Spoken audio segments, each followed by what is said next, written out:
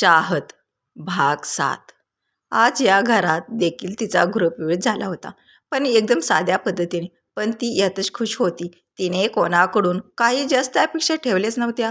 Arnica माप ओलांडून गृहप्रवेश करते. शालू सगळ्यांना आज चला म्हणते. दक्ष आज कितीतरी वर्षांनी या घरात आलता. तिथल्या सगळ्या नोकरांना आनंद झाला, कारण लहान असताना सगळ्या नोकरांना त्याचा लळा लागला होता. दोजेश आत येऊन सरळ वरती जातो. दक्ष आणि अर्निका खालीच बसतात.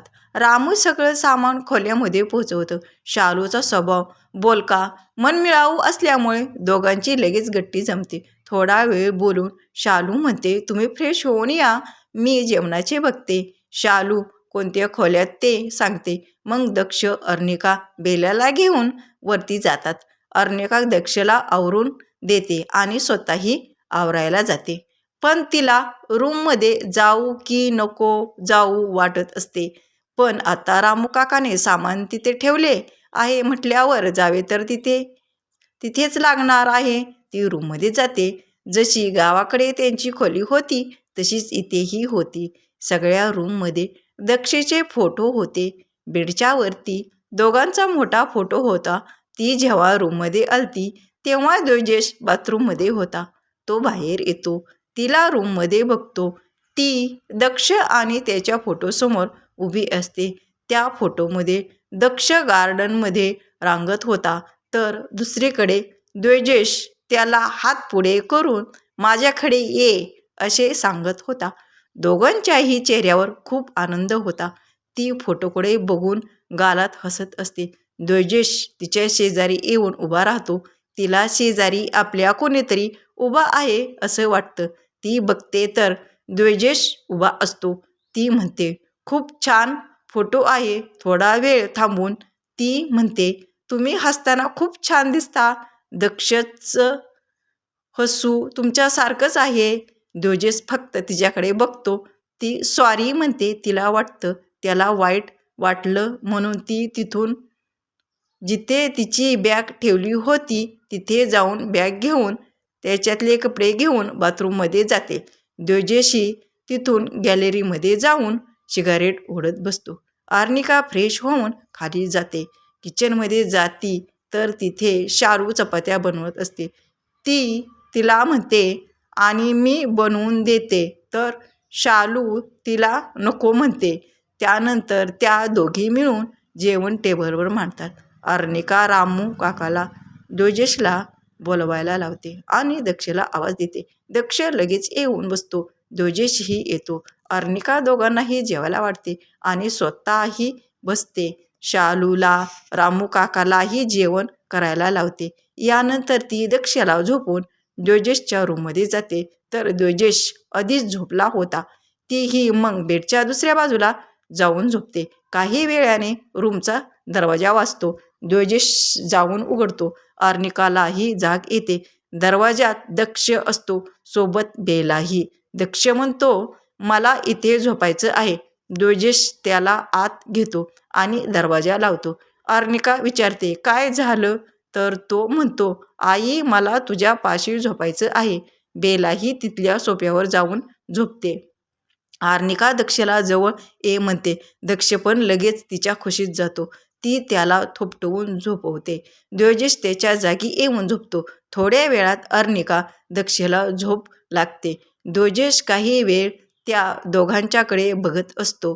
त्याच्या मनात अर्निकाबद्दल खूप आदर होता, कारण जी तिच्यासोबत चुकीची वागली, जिने दक्ष झाल्यानंतर कितीतरी दिवस त्याला बघूनही दिलं नाही, तिनेच ती गेल्यानंतर तिचा मुलाचा एका आईसारखा सांभाळ केला. त्याला जीवापाड जपत आहे. एका आईप्रमाणे त्याच्या आजारपणात रात्रंदिवस त्याच्या शेजारी बसून राहिली आहे. त्याला लागलं की हिला किती त्रास होतो हे सगळं त्याला माहीत होतं. तो जरी लग्नाच्या आधी तिच्याशी बोलत नसला तरी त्याला दोघांचीही प्रत्येक गोष्ट माहीत असे. त्या दोघांना असं एकमेकाच्या मिठीत झोपताना बघून द्वेजेशच्या चेहऱ्यावर हलकं हसू होतं. त्याचं आवडीचं दृश्य होतं ते. लग्न झाल्यापासून आज बघत होता तो. हे लग्नाच्या आधी दक्षच्या खोलीमध्ये त्याने कॅमेरा लावल्यामुळे त्याला दक्षला अर्निका झोपवताना कुशीत घ्यायची आणि तीही तिथेच झोपायची. त्या दोघांच्या चेहऱ्यावरचे सुख बघत तिकडे मुंबईला तोही झोपत होता. फक्त एवढाच फरक होता, आधी मोबाईलमध्ये आणि आता समोर बघत होता. त्याच्याकडे बघत बघत त्याला कधी झोप लागते समजतच नाही. जोजेशला रात्री उशीर झाल्यामुळे सकाळी लवकर जाग येत नाही. त्याच्या खुशीत दक्ष झोपलेला. इकडे खाली अर्निका आधी देवघरात जाऊन देवाची पूजा करते, मग नाश्त्याची तयारी करते. दोघांनाही थालीपीठ आवडत असल्यामुळे ती आज थालीपीठ करते आणि आज तिचा या घरातला पहिला दिवस असल्यामुळे ती खीरही बनवते. ती शालूच्या मदतीने सगळ्या नाश्त्याची तयारी करून स्वयंपाक बनवायला घेते, कारण तिला महेश्वरीने सांगितलेले की त्याला ऑफिसमध्ये रोज घरूनच जेवण दिले जावे, म्हणून ती स्वयंपाकही करून घेते. तिचं झाल्यावर घड्याळ बघते तर 9 वाजून गेलते.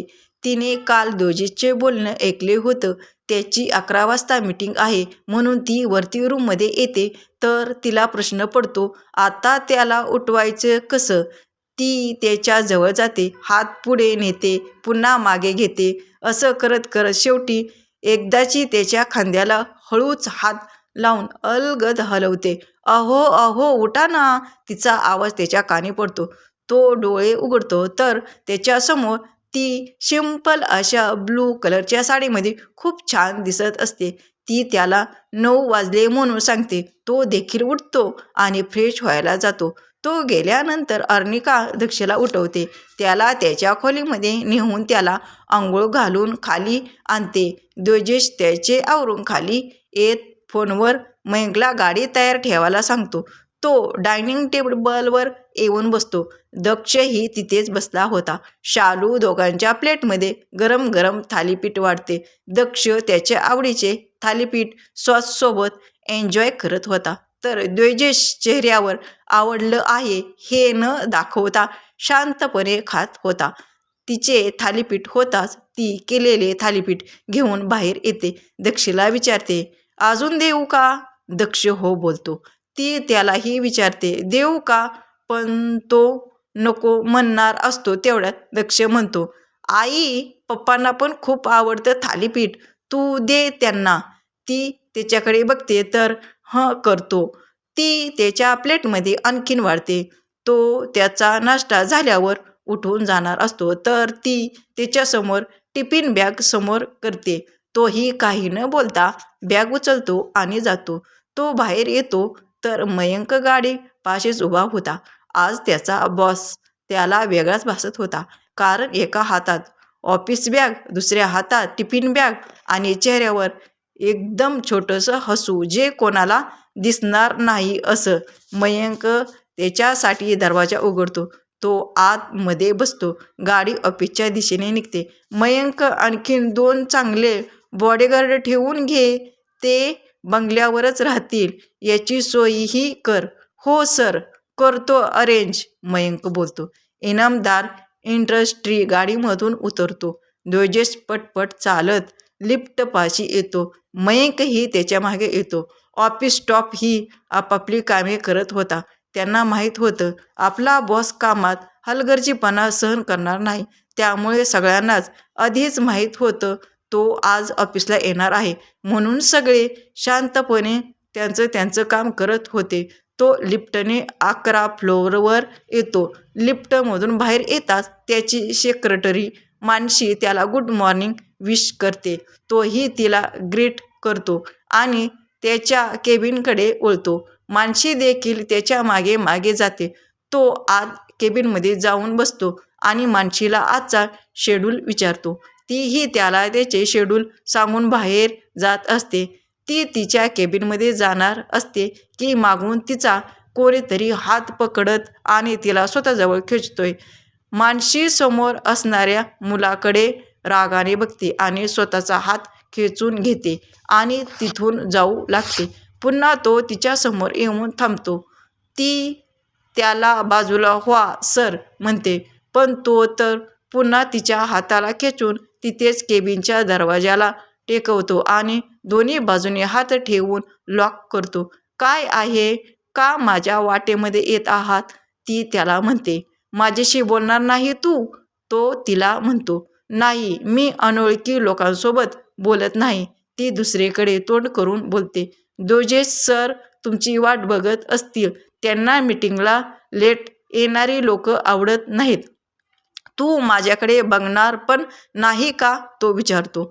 सांगितले ना मी तुम्हाला ओळखत नाही म्हणून. मग कशाला विचारता सारखा सारखा एकच प्रश्न? ती दुसरीकडे तोंड करूनच बोलते. तो तिचा चेहरा स्वतःकडे जबरदस्तीने ओळवतो, पण तिला त्याच्याकडे बघायचे नसतं.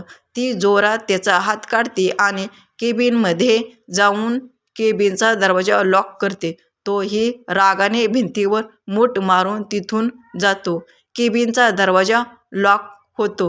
दोजेश कम इन म्हणतो. आतमध्ये एक मुलगा येतो. दिसायला दोजेशसारखा, थोडा फार, पण स्वभाव थोडा मजेशीर, थोडा तापट होता. तो म्हणजे अजय देशमुख. दोजेशचा मित्र होता. आज तो त्याच्या मित्राशी खास अपॉइंटमेंट घेऊन आला होता, कारण त्याला माहीत होतं तो त्याच्या लग्नामुळे गावी गेला होता. त्यामुळे त्याला असं भेटता येणार नाही. म्हणून दोजेश त्याच्या खुर्चीवरून उठून त्याच्याजवळ जातो. तो त्याला मिठी मारतो. काय मग, कशी आहे न्यू मॅरिड लाईफ? मग दोजेश आज विचारतो. तुला माहीत नसल्यासारखं बोलू नकोस, दोजेश थोडं कडक आवाजात म्हणतो. मला माहीत आहे पण रे. अरे मला तुझ्या तोंडून ऐकायचं आहे. माझं सोड, तुझं सांग काय चाललंय. बाहेरचा सगळा सीन बघितला आहे मी. बोल मग आता पटापट, काय मदत करू? दोजेश बोलतो. अरे काय सांगू यार. असं म्हणत अजयने दोजेशला सगळं सांगितलं. त्यावर दोजेश अजयला विचारतो. मग मी काय मदत करू अशी तुझी अपेक्षा आहे? तू आईला समजाव ना. ती त्या मामाच्या मुलीसोबत माझं लग्न जमवत आहे. तो चिडून तुला माहीत आहे आईशी भांडू शकत नाही आणि आई त्याच गोष्टीचा फायदा घेत आहे. आणि ही मानशी तर ना माझा फोन उचलते ना मेसेज, आणि आता भेटलो तर ओळखत नाही म्हणाली. तू आईशी बोल ना, तुझं आई नक्की ऐकेल, अजय म्हणतो. ठीक आहे, समजावतो मी. त्यानंतर अजय निघून जातो. दोजेशही त्याचं काम करत बसतो. अजय आणि दोजेश हे कॉलेजपासूनचे मित्र होते. अजयच्या वडिलांचा ज्वेलर्स व्यवसाय होता. त्याची मुंबईमध्ये 2 ते 3 स्वतःचे मोठे शॉप होते. पण त्यांच्या वडिलांच्यामुळे तो व्यवसाय डुबायला लागला. त्याच्या पडत्या काळात एक मित्र म्हणून दोजेशने त्याला खूप मदत केली. त्याची आई दोजेशला त्याचा मुलगा मानत. त्यामुळे अजयने त्याच्या आईशी बोलायला लावलं. इकडे घरी दोजेश गेल्यावर अर्निका, दक्ष थोडा वेळ दक्षच्या रूममध्ये कार्टून बघत असतात. पुन्हा कुसुम यांचा फोन येतो. त्यांच्याशी बोलत बसतात. असाच त्यांचा दिवस जातो. रात्री शालू म्हणते, मयकने सांगितले आहे की दोजेश सर उशिरा येतील. अर्निका स्वयंपाक बनवून दक्ष आणि ती जेवून घेतात आणि त्याला त्याच्या खोलीमध्ये नेऊन झोपवते. त्यानंतर त्याच्या खोलीत येते. थोडा वेळ मोबाईलवर तिच्या मैत्रिणीसोबत चॅटिंग करते. मग पुन्हा झोप येत नाही म्हणून गॅलरीमध्ये जाऊन बसते. गॅलरीमध्ये झोपाळ्यावर बसून ती वरती आकाशात बघत असते. बाहेर गॅलरीत थंड हवा सुटलेली असल्याने ती तिथेच झोपून जाते. रात्री 12:30 वाजता दोजेश घरी येतो. त्याच्याकडे एक्स्ट्रा की असते. तो रूममध्ये येतो, टेबलवर ठेवतो, सोफ्यावर बसून टाय शूज काढून ठेवतो आणि कपाटामधून कपडे घेऊन फ्रेश होऊन बाहेर येतो. बेडकडे त्याचे लक्ष जातं तर तिथे अर्निका नसते. त्याला वाटतं ती दक्षच्या रूममध्ये असेल म्हणून तो तसाच बेडवर झोपून जातो. दिवसभर थकल्यामुळे त्याला लगेच झोप लागते. व्हिडिओ जर आवडला असेल तर व्हिडिओला लाईक करा, शेअर करा आणि सबस्क्राईब करा.